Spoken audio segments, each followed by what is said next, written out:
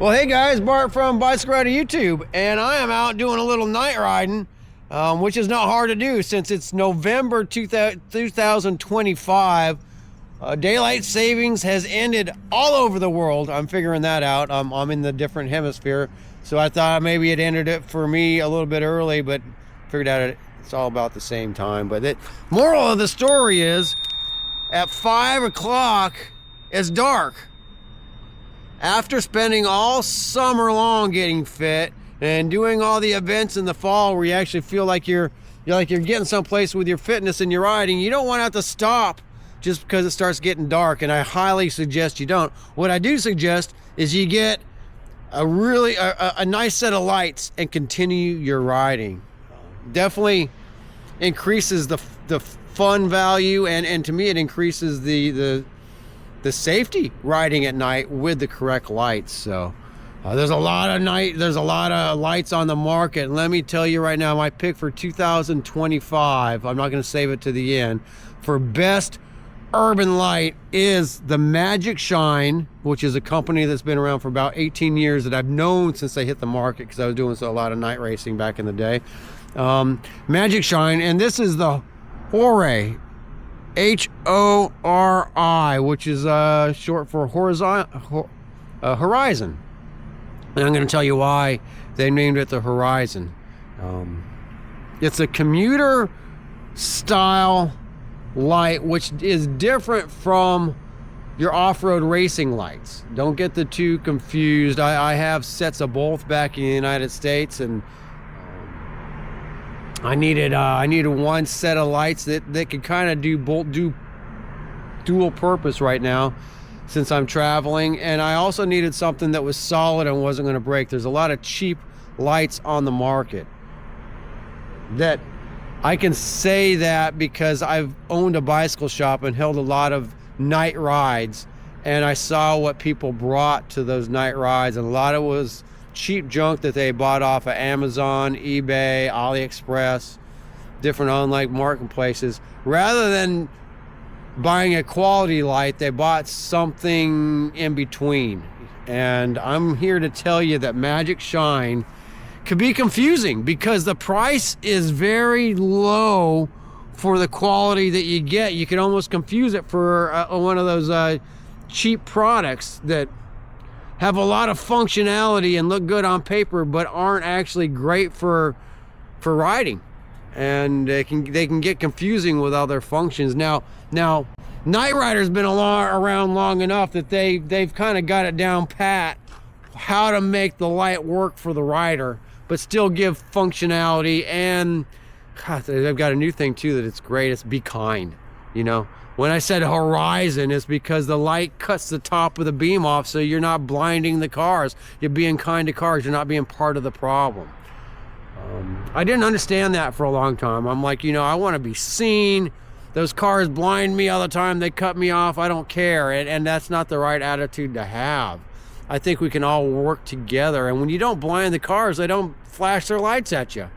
As a guy that owned a bike shop, I was always that guy that it's Saturday, I kept getting, people would pull into my parking lot at my bike shop and come complain to me saying, you guys blinded me last night, or you blinded my mom when she was driving. And I get their point. These are bright lights. This is 1300 lumens. That can easily blind you if you're going into traffic against that, especially if you don't have it pointed right.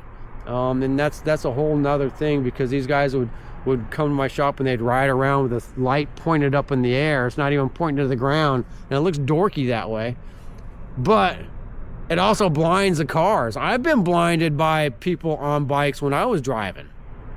So Horizon means they cut the top off, and I'm going to take the bike for a ride here in a little bit and show you the beam actually while we're riding. Actually, I do that right now while I'm talking, but there it is right there. And I'm going to use a remote, and the remote is something that in the past I thought was kind of gimmicky. I'd used remotes before with my friends. They'd bring me these boxes of stuff that they bought online and asked me to put it on their bikes and show them how to use it. And some of it just wasn't, it was complicated. You gotta go through all kinds of flashing modes to get to the high and low. As a racer, I just like high and low. That's off. You can turn it right on. Then you go, that's the lowest setting right there, and you can see the beam. You can see with me that cuts the top of the beam off like a trapezoid. That's low. That's off.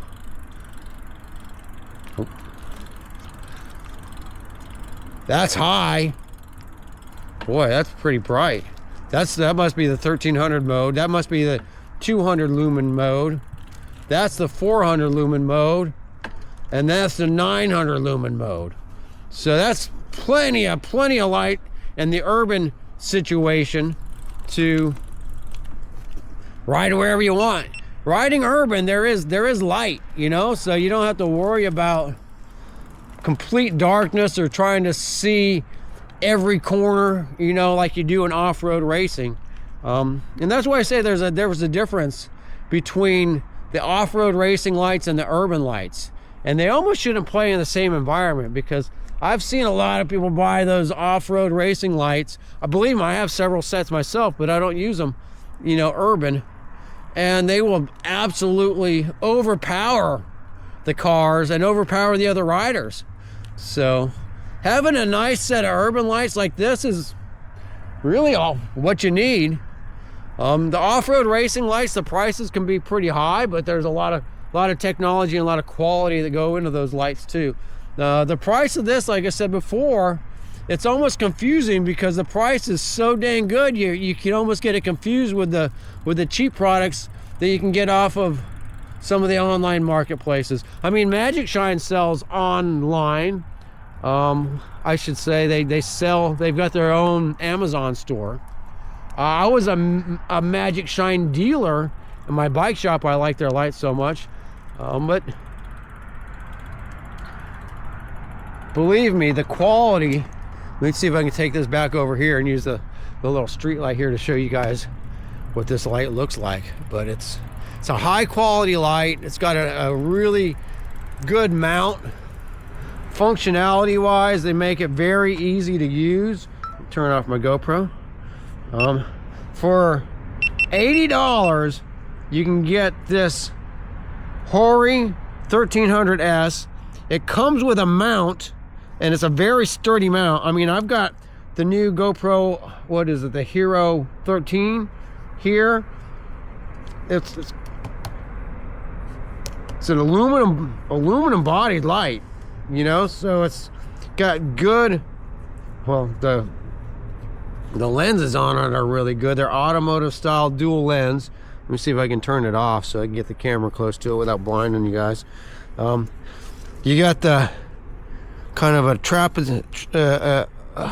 a rounded lens and then a flat lens. It's just like you do on most modern vehicles now. It's an automotive high quality lens. What's really cool is you can mount it multiple different ways. I call this creator. This is the creator way. This way I create videos, so I have to have my GoPro. Got my light, and if I wanted to, I could put the Garmin mount up top and run it like this. I did that the other night. I had it running like this the other night, which on a hybrid bike like I'm borrowing here, you can get a little bit kooky. I'm bougie when it comes to my road bikes and my gravel bikes and my mountain bikes, and I want everything to look good. I would generally run the light down low. That's kind of my motif. And then I'd run a Garmin up here, and I wouldn't worry about the camera. You can actually, I would run this on my new Madone Gen 8. And of course, Trek has its own proprietary system that's called the blender system, and I've got this cool little square light, but it doesn't have much battery power, much battery life, or lumens, but it looks cool. This Magicshine light I would run on my Madone. I'd run it on my new Checkpoint gravel bike, and that says a lot because I don't like goofy looking equipment on my bikes. On a hybrid bike like this, you can get away with it, And of course, I am a YouTube creator, so I can get away with running a camera. A lot of people run a camera for safety nowadays, which is a good idea to do. So the mount that comes with this is sturdy. The hardware is good. There's a computation I use when it comes to lights, and it's lumens per dollar. And you get a lot of lumens per dollar. You got to watch out when you're comparing lights, especially like on Amazon or something, because some of the lights might say they've got a lot of lumens and a big battery, but they don't tell you that the hardware is cheap and crappy.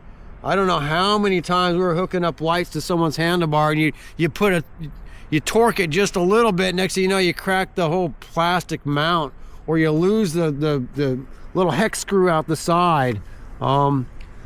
This is a good quality mount, and I can't, like, these bars are hard bars to mount to because they don't have a lot of flat space on it. So this is mounted extremely good on there. It's a great system. It does come with a remote control. I've always, like I said before, I thought the remote controls were kind of gimmicky, but it's a good remote control. It's quality. It's nice. 2-button design. The buttons have a good feel to them. It's some of these remotes I noticed take these little batteries, and they're not the CR32s. They're these little watch batteries that you have to go to specialty stores for. This, you can charge it up with a USB-C. The light charger is up with USB-C as well. It's about a 2.5 hour charge time, I think, and you can get 2.5 hours worth of riding on it. At like 900 lumens, 1300 lumens. I think you can get hour and a half out of that, but that's a lot of lumens. You don't really need that much, except for, you know, a blast here or a blast there. And it's nice because, you know, you can hit this button 3 times, get that blast, then bring it down 1, and all of a sudden it goes to low, medium, high. I kind of like lights that have a race mode where you can just go high and low. But one extra step, low, medium, high is not bad. And then double tap, and all of a sudden you've got 1300 watts, 1300 lumens, I should say. So functionality off the light is good. It's simple, and if you want more functionality, you can get their remote, and you can get a lot more functionality out of the remote. You can actually hook it up to your cell phone and change settings and work it from your cell phone.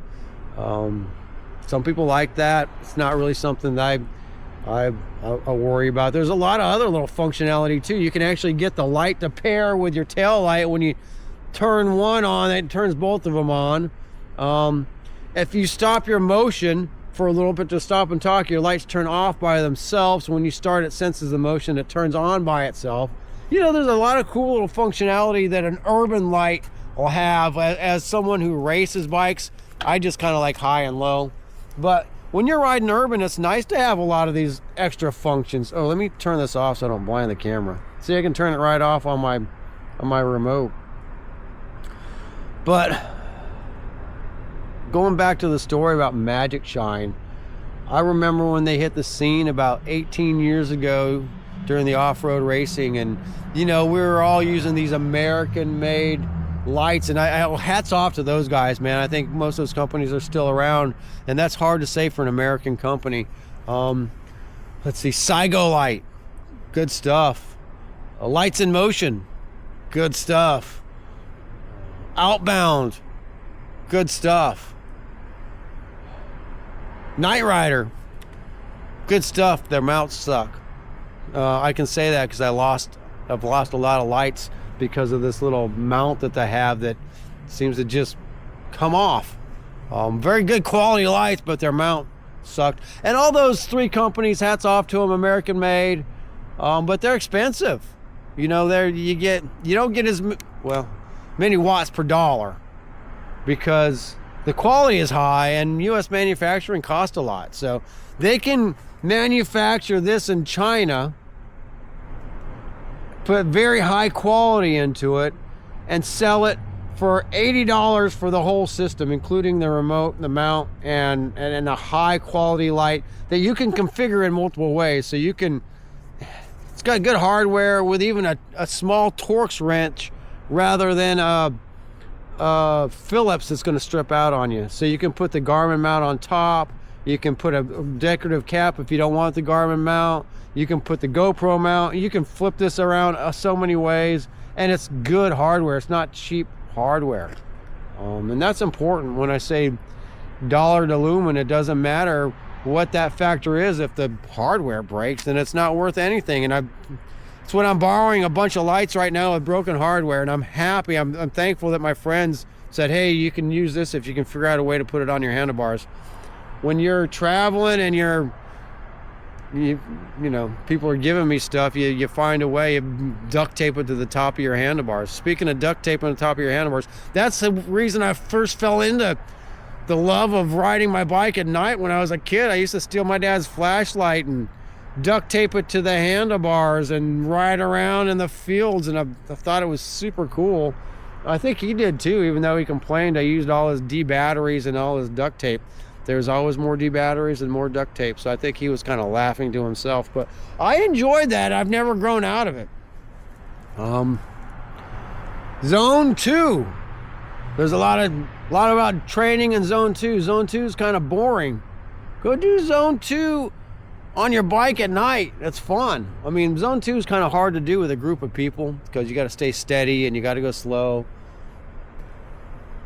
It's not a great group sport, but it can get boring just doing Zone 2 mile after mile and mile. As soon as you put a light on your bike and you go do Zone 2 at night, you don't get bored anymore. And with a high quality light like this, you can do a 3-hour ride and not worry about the light burning out on you. And if you get caught in the rain, it's got an IPX of 6, so you can get caught in a pretty heavy downpour and it not destroy the light. I've seen that happen several times too with these cheap lights. So just don't get confused. Just because the price is not high on this light, don't put it in the category as a cheap light, because it's absolutely not. The 900 is $50, and you get a mount. You don't get the remote with the 900. I don't really need the remote anyway. I'm going to play with this one because it just seems kind of cooler than most of the remotes I've ever used. It's simple. It's not complicated. That's what my brain needs. But yeah, you can get the 900 for $50, and the 900 is less weight, a little bit smaller form factor. It's about 100 grams, a little over 100 grams. This one's 150 grams. I would run that 900 on my new Trek Madone. I would run that 900 on my new Trek Checkpoint. Of course, I'm going to run it underneath and make it look cool, but you know, it's not an off-road racing light for the single track mountain bike stuff, but it could sure work on the gravel roads. You know, on the gravel roads, you don't have as many obstacles as you do on a mountain bike course. So, you know, I could run this light on my gravel bike and go get a 3-hour, 4-hour gravel ride and feel completely safe. Anyway, that's the Magicshine HORI 900. Or this is the 1300. I don't have the 9. I'm going to probably take the 900 for a ride tomorrow. But let me take you guys for one more ride so you can see the beam patterns here as I roll out. So, hey, this is nice to have a remote right now. Forgot to turn the light on, but I can turn it on with a remote. So it turns on in the low mode, which is 200 lumens. There's 400 lumens. There's 900 lumens, and I think if I hold this, it goes, yeah, look at that. That's 1300 lumens right there. You don't really need that all the time, but even at 1300 lumens, well, no, I could see the trapezoid, the horizon thing goes off. So 1300, you're blinding cars. So, but I can turn that off right with my remote here. And there it is. So that's 200. That's really all you need. It's nice to have a little bit more if you're going under a bridge or someplace where you need a little bit more light. But you can see that's a good light pattern there. All right, Bart from Bicycle Rider YouTube, guys. I'm gonna go get some riding in while it's dark and cool. There's hardly any traffic out. But just remember, when you're looking for a light this year for your bike, grab the Magicshine HORI system. You can't go wrong for the quality, for the price. You're gonna be very happy with it. You're gonna thank me for years to come. Speaking of years, it does come with a 2-year warranty. And I noticed on the box, if you you fill out the registration card, they give you another 6 months. So 2.5 years of warranty on a light that cost you 80 bucks or 50 bucks. It's pretty darn good. Bart from Bicycle Ride YouTube. Don't stop riding your bike just because it got dark out. Put some lights on and keep on riding. All right, guys, well, that's the beam pattern right there of the Commuter light series, a new series by Magicshine called the HORI. HORI, it means horizontal, short for horizontal. So basically it's cutting the top of the beam off so you can be kind to the vehicles and not blind oncoming traffic or other cyclists, walkers, joggers. You can see right there, it's just cut the top of that beam off, which is nice. I think anytime humanity can be kinder to each other, you can still be seen. I can still be seen very good. If you can't see me coming down the road, you probably shouldn't be driving. You don't have to blind vehicles just to be seen. I'm a driver.